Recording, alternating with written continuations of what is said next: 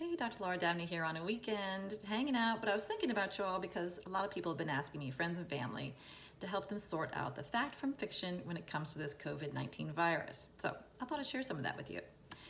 What do we know? Well, we know the coronavirus. The coronavirus has been with us a long time. In fact, most of your colds were probably caused by a coronavirus. 19 is new as a strain, but these family of viruses all tend to have a lot of characteristics in common. What are the symptoms COVID-19 causes? 80% are mild, cough, sore throat, congestion.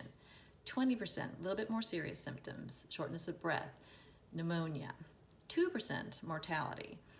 Well, that sounds like a lot. It's in the immunocompromised population, meaning an underlying chronic illness, treated or not. Also keep in mind, though, that as people age, they become more immunocompromised by definition, because like most things in our older bodies, the immune system also doesn't work as well as we age. A incubation period is 5 to 7 days. How is it transmitted? We know that too, airborne droplets. How does it act once it gets in our body? We know that too. It hooks onto a cell and it tells that cell, you're not doing your job today, you're just gonna duplicate me all day long. So it's duplicating, we're getting our symptoms, but our immune systems, if they're healthy, rise up and explode and then conquer it. Okay, so what don't we know? Well, we're taking a look at things like transmissibility. Transmissibility is how easy is it to infect somebody else. At first it looked like this was very difficult, but as this has gone on, now it looks like it's more easy. It's easier to infect somebody else. Well, is this a reporting problem? Is this real? We're not sure. We're taking a look at that. Lethality. It also tends to be more lethal than the influenza virus, again in the immunocompromised population.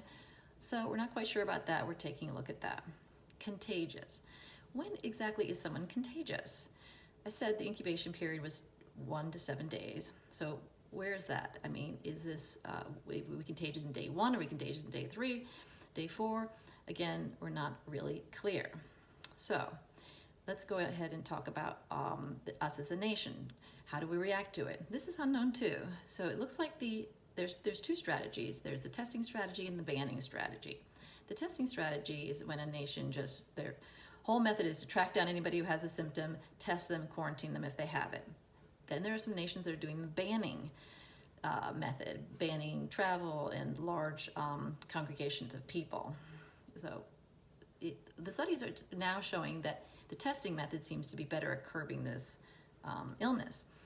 But for some reason, our country chose the banning method.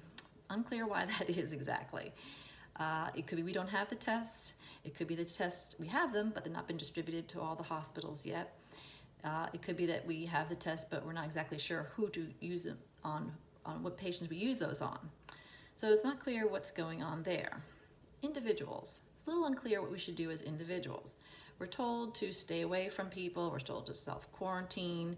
But what does that mean exactly? I mean, so for instance, if we suspect we have some symptoms and it might be COVID-19, what do we do? Do we go out and go to our doctors and take the chance of infecting other people? Do we stay in? Do we call somebody?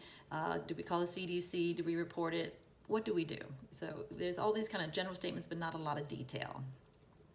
So let's go to my favorite subject, and let's talk a little bit about psychology behind all this and what it's all causing. What's all this anxiety about? The hype and the anxiety. Well, hype and anxiety comes from anything novel. I mean, this could be a good thing, it could be a bad thing. So like if you have an upcoming award presentation, maybe you're gonna get a medal. You'd be anxious. You may have an upcoming party you're giving. You want to, but you're still anxious the day of, right? So new things, novel things cause anxiety, and that is totally normal. Where are we getting this novel idea, this anxiety from? Well, we're getting it from mixed messages. We all know when there's mixed messages, it causes confusion and thus anxiety. It looks like no one's in charge. It looks like no one knows what they're doing. The mixed messages come from things like the media calling it lethal, deadly virus. Well, didn't they just say it was 2% and only immunocompromised? The schools letting out in mass numbers. Well, didn't we say that the young only have mild, if any, cases? So these mixed messages can cause this anxiety. Also, a lack of context. A lot of media isn't presenting the context in order for us to fully understand this. For instance, if I told you that this season 10,000 people died of the influenza virus, 180,000 people were hospitalized with it, and 19 million were infected with it, doesn't that give us a little bit more reassurance when it comes to the coronavirus numbers? Perhaps. Also, the looming threat. So this is idea that if a threat is far away, no matter how deadly, it's not seen as very anxiety provoking, right? So when all this was in China, we're all, not really that concerned about it. Just like when a hurricane is off the coast or a snowstorm is, way off on the West Coast, we're not so worried about it. But as it looms, as it seems bigger, again, it's normal for us to get worried about it. When you might have something fun, like a party, the day before, you get nervous. So the media has a way of making it look bigger by talking about it more. So we get that looming sensation, and that's where the anxiety comes from.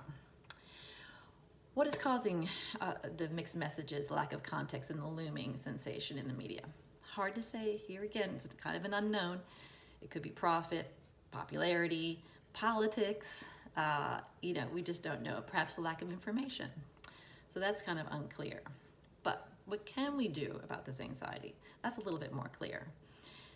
So in all cases of anxiety, in all cases of a looming threat, no matter how big or small, inactivity and overreactivity or panic are never good. So we always stress in mental health to go for the middle ground there, the middle zone. What does that look like? Well, keep informed, stay away from the media sites that are not being responsible with their information. I can recommend, let me tell you, the Johns Hopkins site, which is centerforhealthsecurity.com. I can also recommend the World Health Organization site, which is who.int. Those don't have other agendas going on, so check those out. Stay away from the other stuff for a while.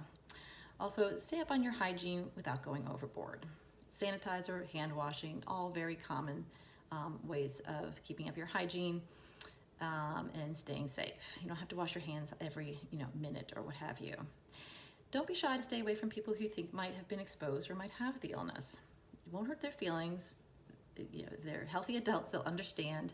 Also stay away from the immunocompromised, the very old, anybody who's immunocompromised, just to be safe. Even if you think you don't have the illness, it's better just to stay away and do other forms of communication through phones or the internet, for instance. Also avoid any people that you think might have it, any kind of symptoms that they have symptoms, but don't go overboard and avoid everybody. So you may want to avoid large crowds, masses of people, that kind of situation. The one-on-one meeting with people, especially if you're at a distance, is fine. Maybe you want to do a fist bump instead of hugs and kisses at this point.